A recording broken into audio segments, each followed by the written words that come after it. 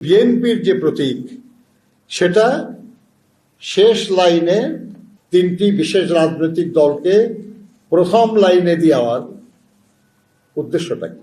দাড়িপাল্লা আছে, শাপলা কলি আছে এবং হাত পাখা আছে।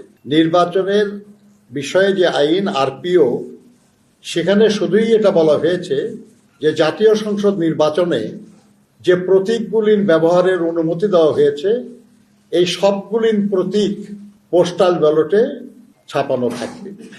কয়টা কলাম হবে, কয়টা লাইন হবে এ সম্পর্কে কোনো দিক নির্দেশনা নাই। অর্থাৎ এটা পুরোটাই করেছেন নির্বাচন কমিশন।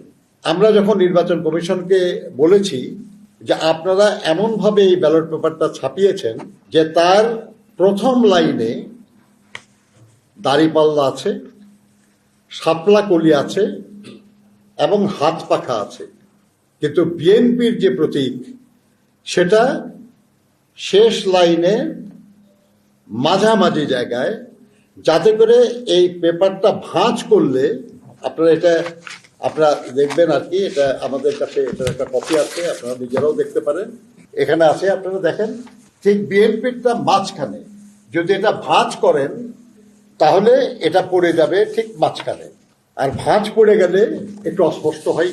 এবং কেউ যদি ভাঁজ পড়া অবস্থায় দেখে তাহলে প্রতীকটা পুরা দেখাই যাবে না। ধানের শীষের উপরের অংশ দেখা যাবে এক পাশে, নিচের অংশ দেখা যাবে আরেক পাশে।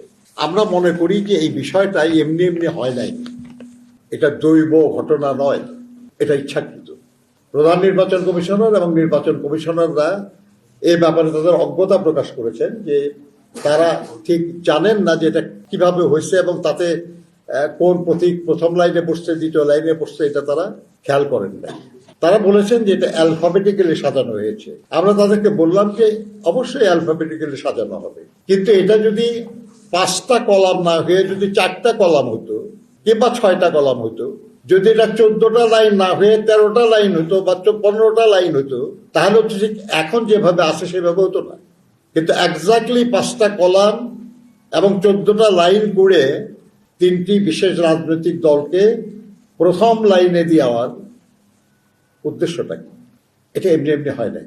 আমরা মনে করি যারাই এর পেছনে থাকুক, যারাই এই ঘটনার জন্য দায়ী থাকুক, আমরা তাদের বলেছি যে আপনারা তাদের ব্যাপারে খোঁজ খবর নেন যে কারা এই কাজটা করেছে।